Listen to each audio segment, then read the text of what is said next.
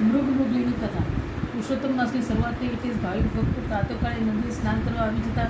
સ્નાન કર્યા પછી કાંઠાગોરમાં પૂજન કરી પોતાની શક્તિ મુજબ દાન દક્ષિણા આપી અને કિનારે થતી કથા વાર્તા સાંભળી ઘેર જાય. નદી કિનારે એક નાનકડું ઝાડ પાન અને છોડવાથી ભર્યું ઉત્પન્ન હતું.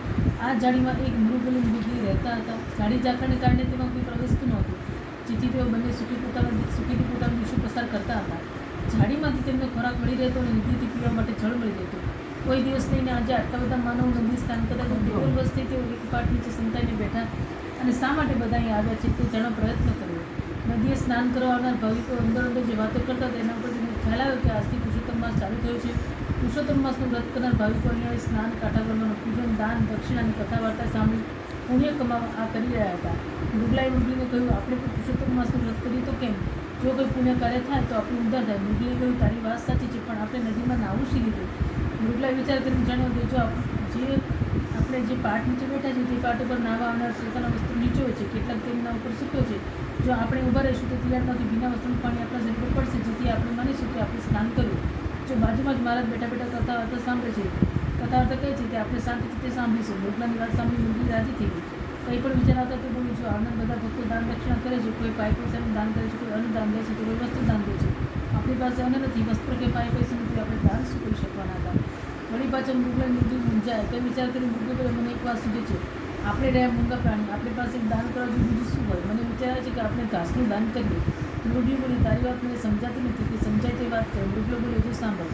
સામે એક ગાય દેખાય છે, તે આપણે એક ઝાડમાંથી લીલીનું ઘાસ તોડી લાવી આ ગાયને ખવડાવ્યું. બિચારી મરવાના વાંકે જીવે છે, તેને લીલું ઘાસ ખાવા મળશે તો બિચારી બચી જશે ને આપણને પુણ્ય મળશે. આમ પણ ગાય તો સૌની માતા કહેવાય છે. બંનેને આ વાત ગમી ગઈ. તેમણે પુરુષોત્તમ માસનું વ્રત તે જ ઘડીથી કરવાનો સંકલ્પ કર્યો અને પોતાની યોજના મુજબ વર્તવા લાગ્યા. તેઓ લીલું ઘાસ ઝાડીમાંથી તોડી લાવી કૃષિ ગાયને ખવડાવવા લાગ્યું. ગાય ઘણી ભૂખી હતી, ઊભી પણ થઈ શકતી નહોતી. લીલુંછમ ઘાસ ખાવાથી મળવાથી એનામાં કંઈ શક્તિ આવી તો મૃગલી પર ઘણી રાજી થઈ ગઈ. સવારે પાટ નીચે બેસી સ્નાન કર્યું, બાજુમાં થતી કથા વાર્તા સાંભળીને ગાયને લીલું ઘાસ ખવડાવ્યું. તે તેમનો નિત્યક્રમ થઈ ગયો હતો. આ ગાય તો હવે હૃષ્ટપુષ્ટ થવા લાગી. આમ કરતાં છેલ્લો દિવસ આવ્યો ત્યારે ગાયને વાચા ફૂટી. ગાય મૃગલા વિશે બોલે, તમે પુરુષોત્તમ માસ નિમિત્તે જે વ્રત કરી રહ્યા છે તે જોઈને હું પ્રસન્ન થઈ છું. તમે મારી વાત ધ્યાન દઈને સાંભળો. તમે અબોલા પ્રાણી હોવા છતાં પુરુષોત્તમ ભગવાનનું વ્રત કરી સ્નાન, કથા વાર્તા અને દાન કરો છો, તેનું ફળ તમને અવશ્ય મળશે. આ અવતારમાં જ તમને માનવદેહ મળી જશે, પરંતુ આમ કરવા માટે તમારે મારી એક વાત માનવી પડશે. ગાયની વાત સાંભળી મૃગલી ધન્ય થઈ ગયા. તેમણે કહ્યું, ગાય માતા, તમે જે કહેશો તે અમે કરીશું. જો આ અવતારમાં તમારી મુક્તિ થઈ માનવ અવતાર મળે તો તેનાથી વિરુશું. તમે જે કહેશો તો અમે બંને કરીશું. ગાય બોલી, આજે પુરુષોત્તમ માસનો છેલ્લો દિવસ છે. આજે રાત્રે સ્વયં પુરુષોત્તમ ભગવાન કાલદાયના વૃક્ષ પર પ્રગટ થશે. તે સમયે તમે બંને ગળે ફાંસો ખાધો. પુરુષોત્તમ ભગવાન તમને મરવા નહીં દે, તે તમને મૃગમાંથી માનવ બનાવશે. ત્યારે મૃગલાએ પૂછ્યું, અમારે ગળે ફાંસો ખાવો કઈ રીતે? દોરડું ક્યાંથી લાવો? ગાય જેની દોરડો લઈને મૃગલીને આપ્યું. રાત પડતા મૃગલું દોરડું લઈ કાલદાયના વૃક્ષ નીચે ગયા અને ભગવાનના પ્રગટે રાહ જોવા લાગ્યા. તેમની નજર વૃક્ષ ઉપર હતી અને ઝાડ ઉપર દોરડું લટકાવી દીધું.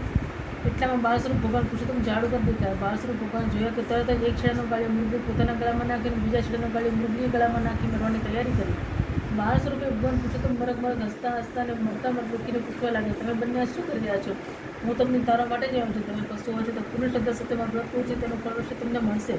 આટલું કહી પ્રભુ બંને કોઈ મૃગના છાંટા નાખ્યા તો મૃગલો પુરુષ બની ગયો, મૃગ સ્ત્રી બની ગયા. હવે તેઓ બંને પોતાના ચરણમાં ઢળી પડ્યા. બંને હર્ષાશ્રુ વડે પ્રભુના ચરણ પકડાવા લાગ્યા. પ્રભુએ તેમના માથે હાથ મૂકી કહ્યું, હે ભક્તો, પશુ દેહમાં હોવા છતાં તમે મારું વ્રત કર્યું, તેથી તમને મનુષ્ય અવતાર પ્રાપ્ત થયો. હવે તમે મારી સાથે વૈકુંઠમાં ચાલો. એવામાં ખરડ કરતી દેવી વિમાન તેમની નજીક ઊભું રહી. ભગવાને બનાવીને તેમને બેસાડીને પોતે પણ તેમાં બેસી ગયા. થોડી વારમાં વિમાન વૈકુંઠમાં આવી પહોંચ્યું. પુરુષોત્તમ માસના વ્રતના પ્રતાપે તેમનો ઉદ્ધાર થઈ ગયો. બોલો પુરુષોત્તમ ભગવાન કી જય. કાંઠાગોર માં